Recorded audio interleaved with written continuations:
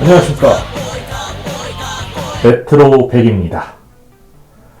코로나로 체감적으로는 한 달 이상 심각한 사태에 소요되고 있는 것 같습니다. 마치 전 세계가 코로나로 인해서 멈춰져 있는 느낌이에요. 어서 빨리 정상화가 돼야 될 텐데 걱정입니다. 지난주 주식시장 난리가 났죠. 미국과 우리나라를 포함한 전 세계 주식시장이 대폭락, 말 그대로 대폭락을 당했습니다. 오늘 16일 월요일인데 오늘도 역시 하락세로 되었고 삼성전자 주식이 5만원을 방어를 하려고 했습니다만 결국엔 무너지게 되었습니다. 갑자기 웬 주식 이야기냐고요? 30대 남자들 주식 많이 하시잖아요. 저는 근데 생각보다 시작하는 시기가 그렇게 빠르지 못합니다. 왜냐면 제가 저를 잘 알기 때문에 그런 것들에 대해서 자신이 없고 또 많이 망하는 사람들을 보게 돼서 나도 들어갈 거라고 생각을 했기 때문에 저하고는 주식과는 먼 이야기로 생각을 했었습니다. 그런데 제 생각을 전환시켜주는 사건이 있었어요. 3년 전에 비트코인 열풍 다들 기억하시죠? 그때 1코인당 시세가 몇천원, 몇백원 정도 그런 시기에서 1코인당 2천만원까지 갔던 시절이 있었죠. 물론 제 주변에는 손해를 보는 사람들도 있고 그렇습니다만 그 중에서도 이익 보는 사람들이 있었습니다. 꿈같은 이야기더라고요. 그때 내가 만약 100만원이라도 들어 지금의 저는 어떤 운명이었을까요? 모두가 그런 생각을 하시잖아요. 저는 느꼈습니다. 유사 이래로 대한민국뿐만 아니라 서민들이 그렇게 우리가 올라갈 수 없었던 유리천정을 뚫고 신분적 상승이랄까? 기회는 무수히 많았습니다.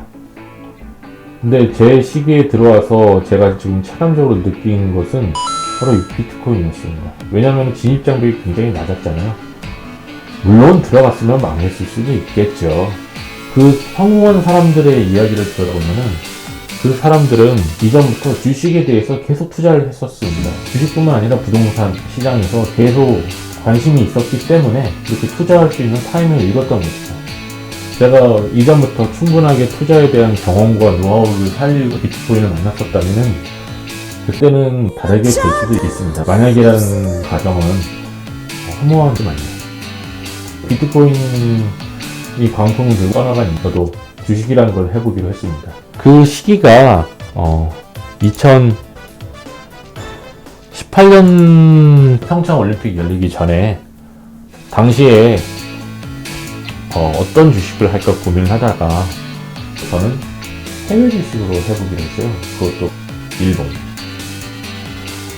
당시 일본은 아베노믹스로 인해서 모든 주식이 바닥을 찍고 상승하는 분위기였습니다. 이미 들어갈 수 있는 자리가 없었어요. 다들 상승장이었고 큰 이익을 보기는 힘든 상황이었습니다. 그때 제 눈에 들어왔던 게 도쿄전력이라는 주식이었어요. 7년에 그 원전 사태를 일으킨 그 주식이죠. 당시의 주식 시점으로 10분의 1 정도의 수준이었습니다. 제가 기대를 가졌던 이유는 민영사이지만 일본의 심장부인 도쿄 쪽을 전력을 담당하는 회사인데 국가 기반 산업은 언젠간 올라가겠지 라고 하는 기대가 있었습니다. 제가 들어갔던 게 한 450엔 정도 중반에 들어갔습니다. 쯤에 그래프를 보시면 한번 꼬꾸라지는 사태가 발생이 돼요. 그때 저의 1차 위기가 찾아왔죠. 어쨌든 존버를 선택하고 어차피 공부하는 개념으로 망가지는 정도가 아닌 상황에서 투자를 했기 때문에 버틸 수가 있었어요. 아니나 다를까 4월 1분기 지나가는 시점에 큰 폭으로 오르더라고요. 여기 그래프 보이세요? 큰 폭으로 성장을 해요. 그래서 한번 소강세가 있을 때 제가 생각하는 이상으로 수익을 벌었다고 생각을 해서 팔게 되었습니다. 어쨌든 초심자의 행운은 성공으로 들어갔다고 할 수 있겠습니다. 또 하나의 성공 사례를 보자면은 일진다이라는 주식이에요. 이거는 수소 테마주죠. 제가 수소에 관심이 있게 된 거는 2018년 2월쯤이었습니다. 당시 새로운 차량에 대해서 알아보고 있던 상황이었는데 수소차라는 걸 알게 되었어요. 근데 정부 돈도 좋고 정부에서 강력하게 추진하고 있는 사업이라는 걸 알게 되었어요. 그때 눈이 번쩍 들어갔죠.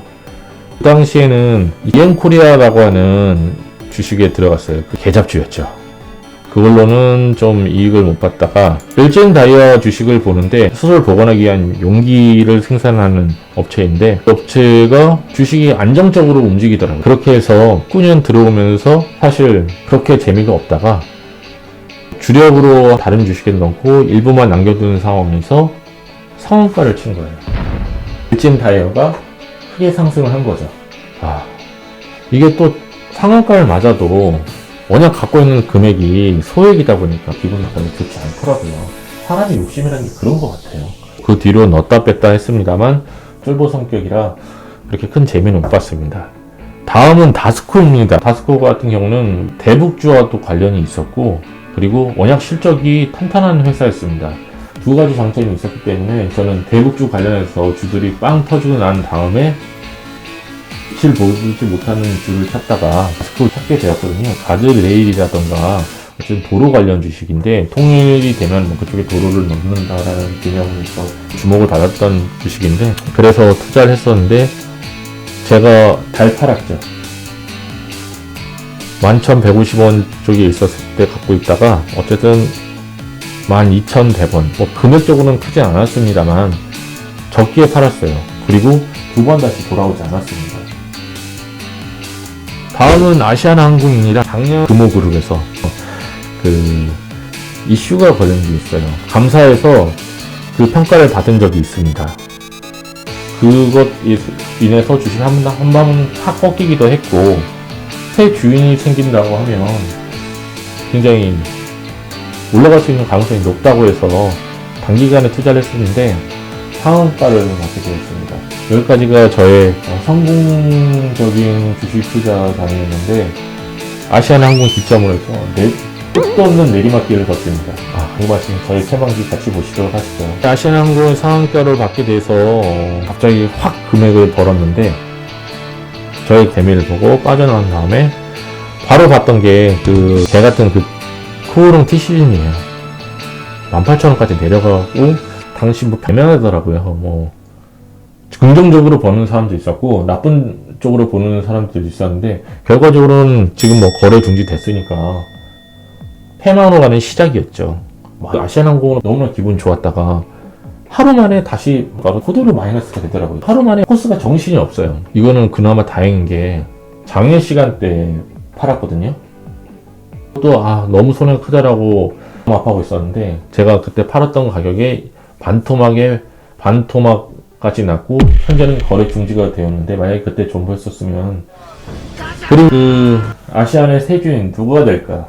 SK 네트워크스, 뭐 CJ 우, 하나 에어로스페이스 이 3개 회사가 계속 널뛰기 했던 거 아시죠? 그때 그 소용돌이 들어와서 너무나 많은 금액을 손해봤어요. 그 대표적인 게 CJ 우였는데 불나방처럼 달려들어가는 거는 결과가 좋지 못했습니다. 다음에는 문제의 3전입니다. 3전에는 정말 울고 웃고 웃었던 적은 없어요. 계속 손해를 봤으니까.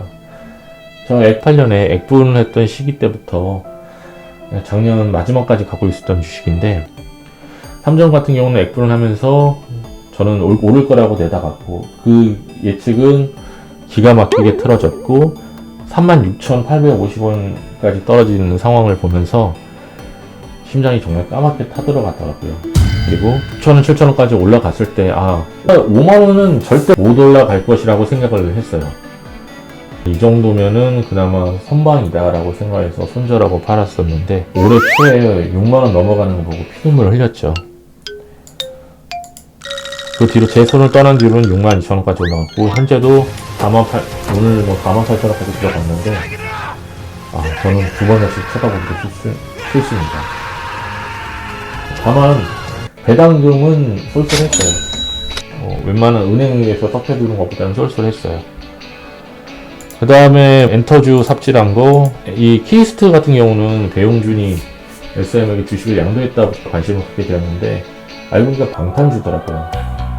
이슈가 있을 때마다 이렇게 상한가를 급격하게 치고 내려가고 급격하게 치고 내려가고 반복했는데 이 흐름을 못 찾아가지고 저는 손해를 봤고, 그리고 계속 상향세를 가지고 있었던 JYP는 유병원 관련과 있다 이런 소문 터지면서 급격하게 그날 하한가를 치듯이 내려간 후에 인해서 손해를 보고 팔았는데 패닝 끝나고 말았죠.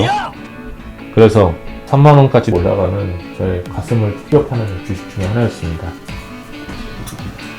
지금까지 저희 주식 삽재기를 보시면서 기본적으로 말씀드리면 결국 초단타로 그렇게 했기 때문에 저의 영혼과 정신을 갉아먹었던 시절이었고요. 그렇다고 해서 투자에 대해서 실질적으로 하면서 많은 경제적으로 도움이 됐던 건 사실입니다. 그런 흐름에 밝아졌다는 건 긍정적인 거지만 투자가 아니라 투기 목적 이렇게 들어가면 필패인 것 같습니다. 개미들은 존버가 생명인데 그 워렌 버핏 형도 그랬잖아요. 존버해야 이긴다. 결론적으로 타이밍이 부족했던 것 같았습니다. 그러면은 오늘 이야기를 마치도록 하겠습니다. 개미 여러분들 파이팅입니다. 감사합니다. No apology, no apology. We will not back down. No apology. We are not afraid. No apology. Not a drop of doubt.